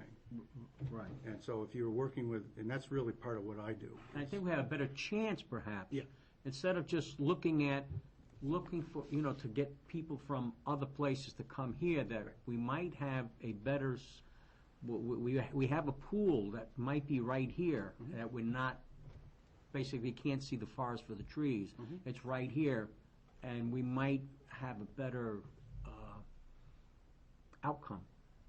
I think you're right. I think what I find quite often when I go out to meet with companies, and quite honestly, I'm a one-man band in my area, and it's probably 5,000 businesses in Hillsborough County just alone. But almost universally, when I walk in, they're happy to hear about the programs because they don't know they're existing. Right. So I think if you made an effort, or I could team with you to go visit these companies, maybe even do I'll even do a trade show or something like that, or part of a trade show, to let people know what we do to your town. If they were to come, we could tell them and do a presentation or something of what's available. It's very difficult in my position to go out and meet. I'm lucky if I get out to 5 or 6 companies a week, because if I do that, I also have follow-up and all that kind of stuff. But which is very important when I try to leverage my time to meet with folks like you, because now each one of you has a message that you can go take back to your family and to your friends as well as your businesses. Now you're out what we do. But I also partner a lot with chambers of commerce, as well as the Regional Planning Commission, and as well as the Regional Economic Development Corporations as well, which I hadn't even mentioned those folks. But so I have to leverage my time by outreaching. But to mention, get back to your point, I think it's very important in forums like this to let the folks know who are listening on the TV to know what we do, because now they know, or at least if they know to call, I guess, or contact you all, and you can put them in touch with me or Derek or whoever. I don't know if that answers your question or not, but I think to answer your general question, most of your growth, wherever you might live in New Hampshire, is going to come from within the town. Gary, are there any business incubators left, and what's been the success of those? There is a fairly significant one that very successful. Is the ABI is in Manchester. They started out in the mill buildings down off of Granite in Commercial Street, down near the Fisher Cats Stadium, and they moved out of there. Now they're on Elm Street in Manchester, and they basically have gone from a model of you rent your space, you grow your business, and then you grow big enough, you move out. They're really it's more of an what I would call a virtual office space now. You walk in, your office is your laptop, essentially, and they're setting up an environment whereby you can grow your business, but within an environment of like-minded folks who are all there too, doing the same thing. And so you can network with the people, you can find seed capital, you can get expertise if you're looking for it. You might be able to rent an office space or a conference room. It's on Elm Street, which is greatly more accessible, in my opinion, than where they were before. You couldn't even find them before. Did you? But so that's the ABI. And there are others in the Seacoast that I'm not totally familiar with because I don't cover that area, but there is one in the Seacoast area, and there's one in the Plymouth area, and There's also Hannah Grimes, which is in Keene, which is more marketing oriented and maybe retail based, and maybe some, they don't really get into, they do some entrepreneurial, don't get me wrong, but it's much more product based. If you want to sell your product to, they also have a store where you can sell your stuff in the store. But they do how to do finance, how to do a business plan, how to market your stuff. And a similar one to that is called WREN. It's WREN. It's up in Bethlehem. And there may be one I missed. But so are they successful? I would say yes. Generally, there's by their nature, there's a lot of turnover because they actually encourage turnover because they want you to grow and move out, for example. So the one on ABI is Manchester. I encourage you to go check it out. It's a really neat spot. Down, I think it's in the former McQuaid's building.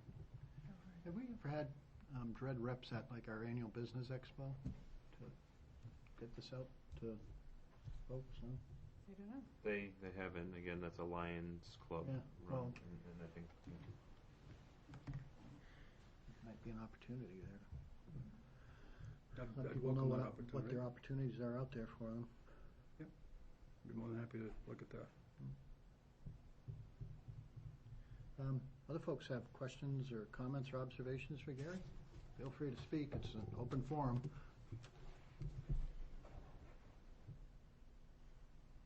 No? Well, I want to thank you for taking the time and coming down, Gary, and we'll be Thank you. getting a hold of Michael Bergeron for sure. It sounds Absolutely. like Act 2 of the. I'll see you tomorrow. He's great. His office is right across the hall from me, so. Please pass on the word. We're very interested, and we'll Yes, be sir. contacting them shortly. I will And, do that. Thanks again. Would thanks you for like taking these the extra time. copies or any more of these materials, or you're all set? Yeah, sure. We missed the, that one. This one. Job training grant? Yes. I'll just leave all of these right here. You can Okay. Will they both? hand them out Thank at you. your. I don't know. Yeah, because there were some members that couldn't be here that would appreciate that. Michael, Yeah, I I'm do- sorry, I do Gary, have- if Michael comes down, would he come down with you, or would he come down separately, or? Come down, he's the A team, I'm the B team. No, we work as a partner, tag team, basically. But he could do it by himself, for sure, because he's gonna talk about recruitment. Right. As opposed- Specifically. Yeah, right, bringing business in as opposed to retaining business that's here. Yeah, he's a standalone. Right. Yeah. Are they aware of EDSAT that the Economic Development Council is undertaking? I don't know if Gary is or not. What's that now? The Economic Development Self-Assessment Tool, Dr. Bluestone talked about at the annual meeting. I've heard about it, but I'm not that familiar with Yeah, it. just kind of a questionnaire of, to help develop an economic development strategy. And the town's going to be going through that exercise in Oh, the good. near future here. Okay, yeah. So, yeah, I may or may not come with Michael. It's your pleasure. If you want, I can come, no problem. Okay. Because he does a pretty good job as well, so. Great. Yeah, Thank just, you. Thank you. Very much. one Thank you. thing, Gary, before you leave. Yes, sir. Is there any way that we could get any support for the change of the exit on the highway? Yeah, I remember you talked to Chris about that, or somebody mentioned that. Right, I had discussed that with Chris. I'm sorry? I had discussed that with Chris prior. He did mention that to me, Right. yeah. I guess my approach is to work with Chris at Chris's level for that, because Okay. he would be able to make, or to Commissioner Rose as well, we can make direct contact with the DOT to make I'm sure they have I know they have a public forum anyway, but that would probably be the best approach, in my opinion, Right, with either Chris or with Jeff Rose. okay. That's my opinion. Okay, are you familiar with the area on the back? Yeah, I live in Manchester, in North End, actually, so I know the area pretty well. Okay. And I've seen that I've actually looked online about there's like 3 or 4 different scenarios of the exit ramps and all tying in where the Manchester Community College is, and Correct. the Circle, and It's almost a dozen. Front Street. Almost a dozen different alternatives. there's a yeah. lot, yeah. Right. Goffstown's been advocating for moving the exit farther north, up beyond the landfill, to provide more direct access to the back road. I see. in Dunbarton Road to help That's a good idea. stimulate Yeah. economic development. But I think also the college found that it was beneficial for them too. Yeah, Yeah. yeah, So, since you work very closely with the college, yeah. It could be a win-win. Yeah, Susan Huard is the president up there. I met her occasionally, but I know people more in the workforce training area. But I could approach her as well if you want her input, or to have a meeting with her, I can make an intro. She's the president. Well, yeah, I'd be more than happy to do that. I don't know. Well, I think we ought to team up with everybody we can team up with. Yeah. You know, Yeah. the more folks we can bring on board, the stronger our voice will be. There's also another variable is I don't know the specific address, but isn't the Job Corps Center is going to be built on, Yes. is it Dunbarton Road? It's already in So, I construction. mean, that's another traffic Construction. generator right there, Right. which needs to be looked at. Yeah. So, Certainly does. and that was, I believe the contract was awarded to Ekman Construction Company. I don't know when they're gonna, if they haven't already broken ground. They're clearing. Well into construction. They're moving Okay, so I moving a missed lot of that. earth. I guess I wasn't invited to that ribbon cutting.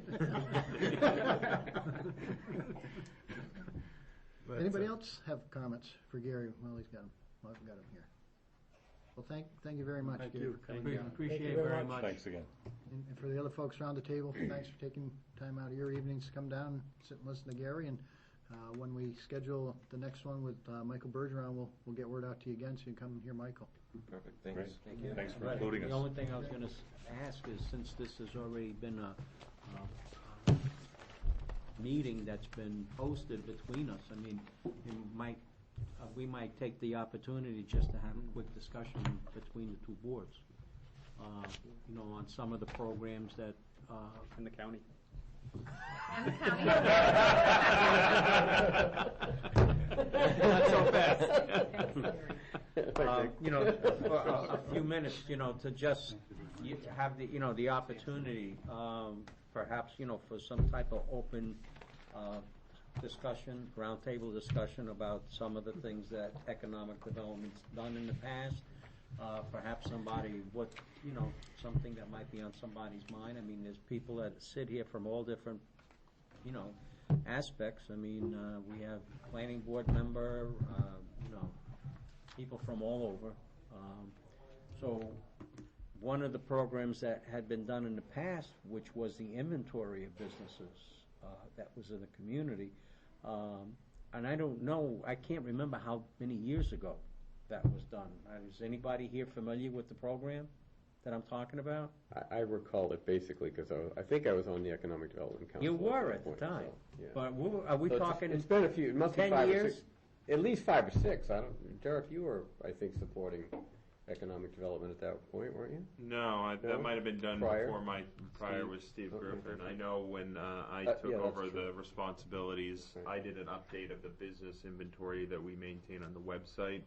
I've been trying to keep that up to date, but I don't know if they did more substantial. But there was a meeting where I think they may have done it partnered with the Rotary Club, where they actually went out and they took an inventory of all the businesses, and somebody went out and met with the businesses, and they went through a whole questionnaire, how many employees they had, and that's gotta be someplace. And I guess where my thought was, in having this discussion, is if we had that updated, there are many people that have businesses here within the community that with some of these programs that are available, we might be able to find people that might be potential tenants for an industrial park. And I think the EDC was doing a little bit of that as recently as last year, going out and doing, for welcoming new businesses. We were, yeah. I know Selectman LeMay went out and talked with Huberts when they came in, and the other members were going out to new businesses as they came in to ask them. I think the primary focus at that time was to ask them what their experience was going through the permitting process, because last year we were working internally as staff on the business occupancy group and trying to refine our permitting process. So when the members went out and met with those new businesses that were coming to town or relocating, they were focusing on the permitting, what was their experience with the permitting program and how we can improve that. But we were doing that as recently as last year. And just so other folks know, one thing we talked about earlier this evening and we talked about in prior weeks was trying to bring together all the information that's already out there, because there's so much of it out there. It's scattered all around. It would be nice to bring it all collectively into one place so that we can start looking at it, see what has been done. That's a good case in point. So I guess, encourage folks, if you're aware of things, bring it to our attention, because that's kind of where we're headed, our next step towards this number one goal of ours, which is, to help stimulate economic growth.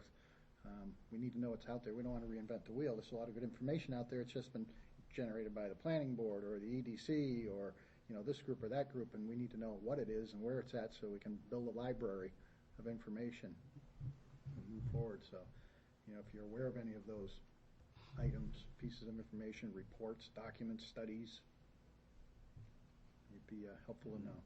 Derek, would it be helpful to send out that database to everybody on the committee? I mean, because that's a pretty extensive database of all the businesses in town that we have on the website that we did. Yeah, I mean, it's on the website and it's available there, but 2 to 3 years ago, we went out and we all took a piece of that and we called them and updated that to make sure that we had the right name, the right contact, and it was more of a directory type function, like a Chamber of Commerce type function.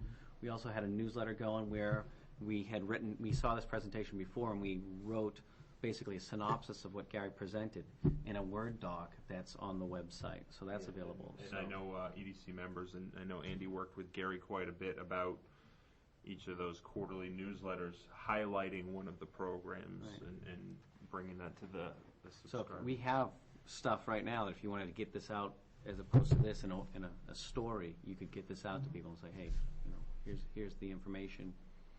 Call this place, this place. It might be outdated at this time. I don't know if there's any changes in the programs. I was wondering, Derek, what's the EdSet program going to provide you? It's a self-assessment tool, you said? It's a self-assessment tool, but it measures it against responses from other municipalities that have done it, as well as site selectors and developers. So you can kind of figure out what your obstacles are, which ones you have control over, and which ones you should focus on to try and change. So we'll be going through that exercise soon.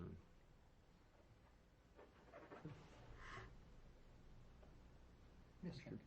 The certified site, is that the term, certified site program?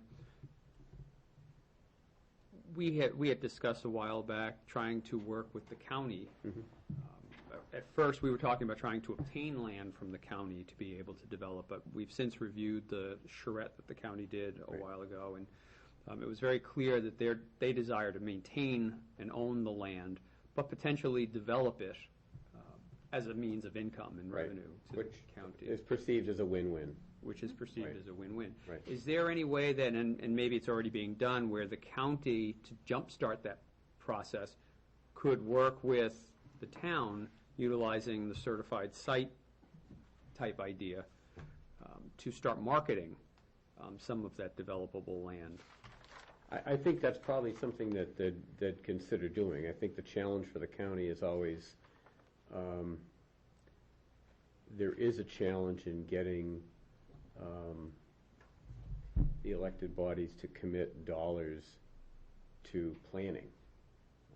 That's been a bit of an issue over the course of time. And again, we've just gone through a budget process, and there's no specific dollars set aside for that very purpose.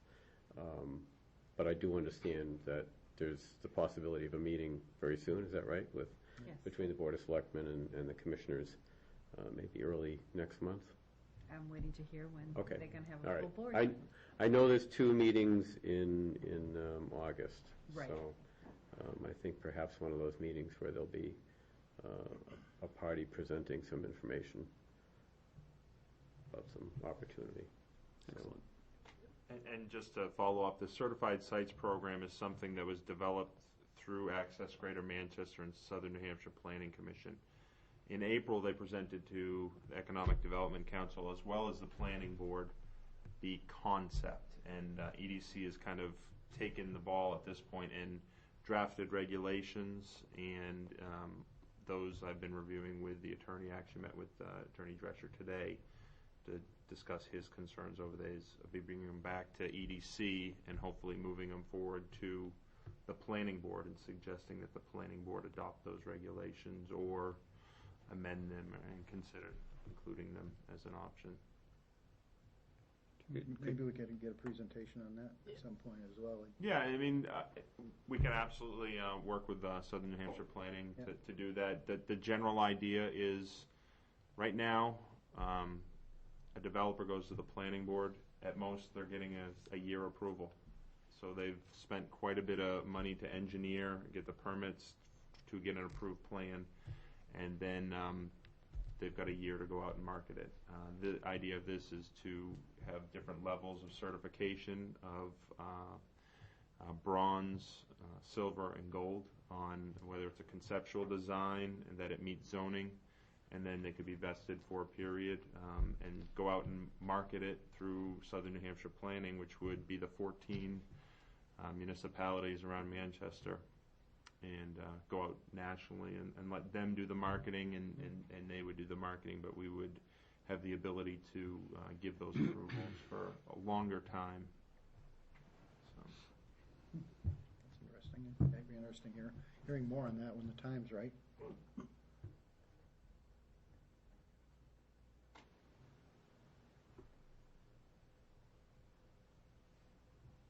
Other folks?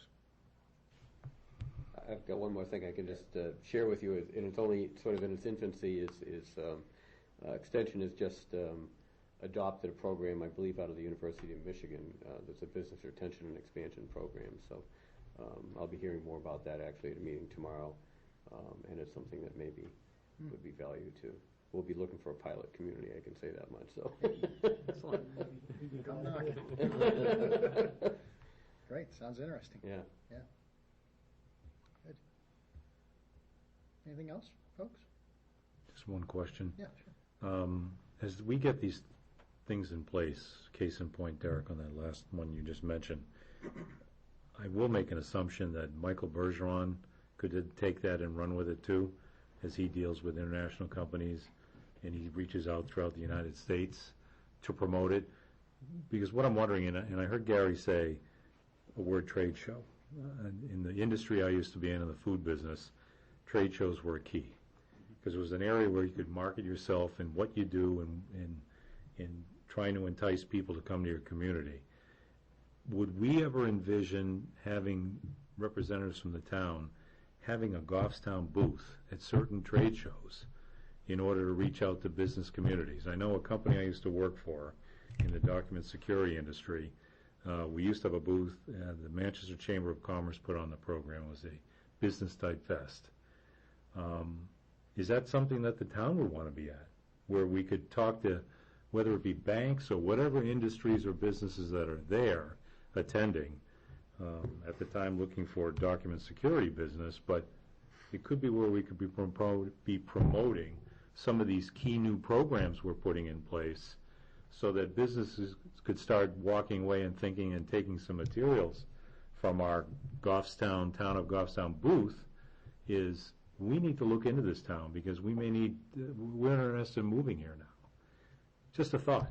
Maybe it's a New England show, perhaps something in Massachusetts, and you test it and see if we could possibly do something like that. It's kind of like taking our show on the road. If we can get some of these programs implemented, then it's up to us to try to promote it and show it to other businesses to perhaps entice them to come here. And I agree with you that the key piece is businesses that are here, that we might be able to entice them to grow and add more people and move to a bigger facility. But I also think that there are opportunities, whether it be internationally or other parts of the country, that this is a beautiful place to live. We all know that. I think you need to do both. And I agree. It's both. It is definitely both. The only point I was trying to make is sometimes you forget. You look beyond to bring something else in, and you're just looking past everything that's in front of you. Right. That was my We're looking outside the town line where we should be looking both, inside and outside. So I guess in a nutshell, it's should we be thinking about attending some of these types of shows where business leaders are there and really promote and play up some of these unique programs we're trying to put in place. And I the think that's greatness good. of this town. Yeah, I think that's a good idea, and I think it's certainly worth at least throwing it out there and trying it, see what the reaction is. I do too, especially if there's any trade shows in the medical device manufacturing, CNC manufacturing. I mean, those are real hot industries, and we have the place for the people to go with the industrial park. And those are great paying jobs. And I think what we've tried to do is, like Gary said, leverage our resources and our time, and that's where the Certified Sites program and Access Greater Manchester is. Do we want to be sending a representative out to these from each town, or do we think of it from a regional economic development where you pull them into those 14 communities? We've got, each town has their ERZ designated sites, they'll have their certified sites, and then you get the more refined sales pitch. So, I mean, it definitely, I think you can do it either way, but that's up to now. We've kind of looked at it more as work with Access Greater Manchester and do that regional branding for the Greater Manchester area. I think there's pros and cons to that. I think there may be more, a lower cost, if you will, because you're sharing the burden among all the communities, but then in effect you're actually competing with some of the other communities that may have much easier land to develop. It's not as hilly or rocky or wet, or it may have easier zoning ordinances or access, right. So I think it's a double-edged sword. Sometimes it's more efficient, but on the other side, you're competing with your local neighbors that may be in a better situation to attract businesses. You could get lost in the crowd. I mean, we really need to focus on the strengths of Goffstown and promote Goffstown. I mean, But it's also a good learning opportunity for us being in these forums and just hearing what other towns are doing. It's really been good for us. And I think we're moving in the right direction with EdSat and trying to adopt certified sites. You know, I think we need to take it a step at a time. And we're working on that. And I think as we develop that, I think Charlie has a good idea that, you know, then it's time to look beyond the lines. But Selectman Devanza makes a good point. We certainly need to, you know, look at the industrial park on Daniel Plummer. There's a lot of smaller businesses in there that keep growing into more and more units where maybe they need to move into their own facility. And so I think it all makes good sense, and I think this is good what we're doing here, but we just keep moving forward the way we've been. Because I think we're making progress in economic development. Since I've been there, I see it to be a much more vibrant board, and we're working to get things done. Just a quick question, I guess, to everyone here. Each of the different organizations that are represented here, or committees, kind of work independently. Do you see any value in doing things like this, maybe on a quarterly basis, where we bring everybody together to kind of brainstorm, see where we are? I definitely do. Yes, definitely. Without a doubt. And try to get a speaker, bring somebody in like we had tonight to, you know, keep us going in that right direction, to, you know, bring a positive spin to what we've, you know, what like our a goals. specific topic for that meeting to focus on. Another thought, by the way, when Mike Bergeron is here, he does a very good presentation for the benefits of moving to New Hampshire versus Massachusetts, or New Hampshire versus Wyoming, or whatever else it is that the company tends to be looking at. And I think certainly it makes sense to listen to that, but also probably to do the same thing on a smaller scale. You know, why Goffstown versus XYZ, or what does Goffstown offer that? Because I think when you watch Mike do the New Hampshire versus Massachusetts, or New Hampshire versus Montreal, whatever it is, you'll see a lot of the same things that'll ring a bell, like, you know, why Goffstown? What is Goffstown has some of the certified sites you can be in and operating in X amount of time, or Goffstown offers this that maybe some of the neighboring areas don't. Because, Nick, you're right. I mean, that competition is going to be there no matter what. You know, there's any company that's out there looking is looking for a number of sites, or several sites, or one site that suits them particularly well, and they're going to weigh it against a huge menu of options. Yeah, and at some point, we have to make Goffstown stand out. Yeah. There's a lot Goffstown has to offer. Right. That other towns don't. We need to really focus on that. Put us out there. Figure out what that message is and just keep hammering on it. Well, I think one thing that, when Gary talked about the 4 things in here that they combined, and I think perhaps, I know EDC's worked on it a little bit, with the community, with the area, but the 4 things that they put together, combining the environment and everything putting it together, I think trying to keep that also in mind when you say, why move to Goffstown? Okay, I mean, why move to Goffstown when I can go to Manchester and I can buy a site, ready to go? Why should I pick Goffstown? So perhaps on this idea, there's more reasons to come to Goffstown than just that particular site. So perhaps that's some of the other things that we need to refine a little bit more. Go ahead. Go ahead, Chris. I agree. I think obviously I'm really new to the boards, but I agree. I think what the steps that town is doing to get ourselves ready for zoning, for building, to get commercial businesses here, and then on top of that, we have to figure out what the strength is of Goffstown, because a company that's going to move to Londonderry for easy shipping off of 93 is not going to move to Goffstown. So we need to figure out what our strength is and target to those businesses that would want to move here, that being maybe a little more off the beaten path, but has more recreational access, whatever, where those strengths are going to come out to help our chances better to grow within the community, and then to figure out what communities outside of here would want to move here. I mean, if Jaffrey can get New Hampshire ball bearing. Exactly. Why didn't they move to Manchester? Why didn't they go to Concord? Why didn't they go to Nashua? Why did they go to Jaffrey? Exactly. Something's room there. Well, does anybody ever do that? When a new business moves in somewhere in New Hampshire, to go to that business and find out, Why here? why did you move there? Yeah. What was it in your search that made you pick this location? Besides your wife going shopping, Just a thought, maybe that might help in That could be really beneficial. figuring it out. I think Isn't that's it? what Michael Bergeron adds Yeah. to Yes. the. That's the other piece that's going to Yeah. bring it full circle. It's interesting how he said that, though. How that man's wife Yeah. made that decision and got his ear Influence because of people just speaking amongst the town. Yeah. And to add what you were saying, Chris, too, is obviously when we promote the town, and it's not only the industrial park, those are 4 other properties, hopefully the mill property too, Derek, you were talking about, it's the Uncanonic Trail, it's the bike trail. What are some of the other unique things here? My daughter just graduated from Goffstown High School. Last I knew, basis U.S. News and World Report, it was the 4th best high school in the state. We need to promote that. So that these companies are coming here saying, there's pride in this community, they're behind their schools, these kids are getting educated well. As I sat at graduation that night, I was floored to hear Cornell University, Villanova, Providence College, all of these wonderful institutions throughout this nation that these seniors are going to. I was pleasantly pleased as I sat there to see in little Goffstown, New Hampshire, all these children are going to these schools and getting huge academic scholarships.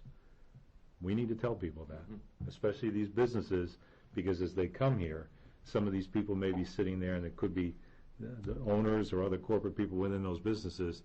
This is the town I want to live in, too, as well as work in, because I can play here, too, and enjoy it. So I think that's the whole picture, if we can paint and work with the regional planning, and like I said before, maybe we test that trade show idea. Test it somewhere, see what happens. If it doesn't work, it doesn't work. If it works, let's keep making it get better and promote the town ourselves, not only reaching out to our regional partners. We live here. We breathe here. We eat here. Everything we do. So we all have passion for this town. So maybe that might work too. But the recreational and the school end and other great things that make this town what it is, a great town. You know, one thing I didn't hear tonight, but I've heard before at our meetings, was the infrastructure. And I'm sure it must be part of Michael's presentation when he's here. Did you want to invite the Sewer Commission Water Precincts when Michael is here? Yeah, I think they probably I think more they ought to be like at an the idea. table. Yeah.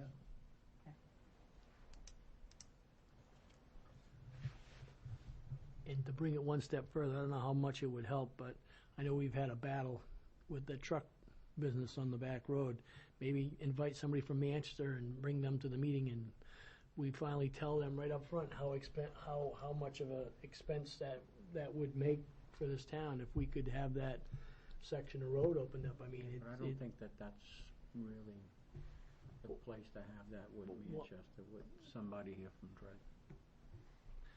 I don't know, I mean, I still think about that, Phil, I mean. I understand where, I Be a understand. future meeting topic. Yeah, They're two different, okay.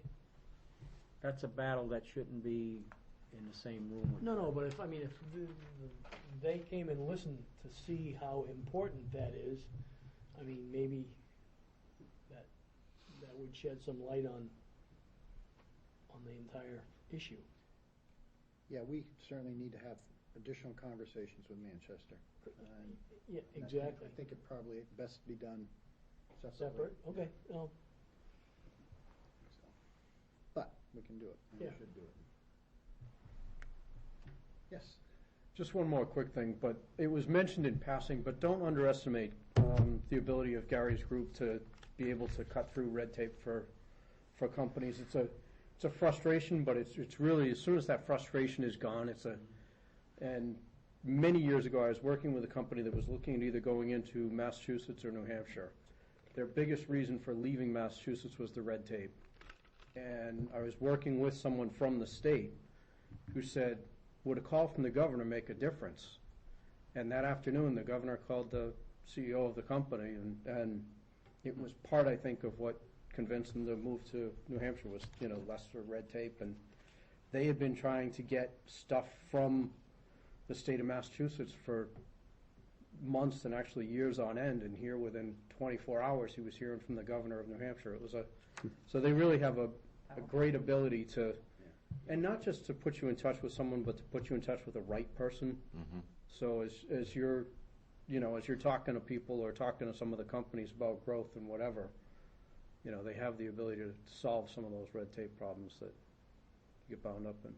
Yeah, that's so true. I work with developers throughout the state, and a lot of them come here because there's so much less red tape. And a few phone calls to the right place can really grease the skids, and that means a lot.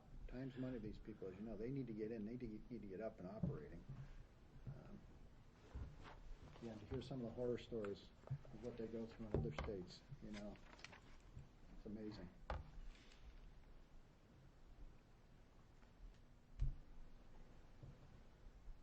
Anything else, folks? We really appreciate taking time. I think the idea of quarterly meetings is a good idea. We'll work on setting those up. We'll set them on a regular schedule. Make sure we're getting all the people included that belong at the table, and make sure we have hearty discussions on issues, whether they be general or focused. We'll come up with specific topics we can focus on. I assume you want Michael in before the next quarter, Yes. though, right? Yes. Please. Right. Thanks, folks. Thank you. Thank you very much, I appreciate it. We'll Thank let you you. know when the next meeting is. Great.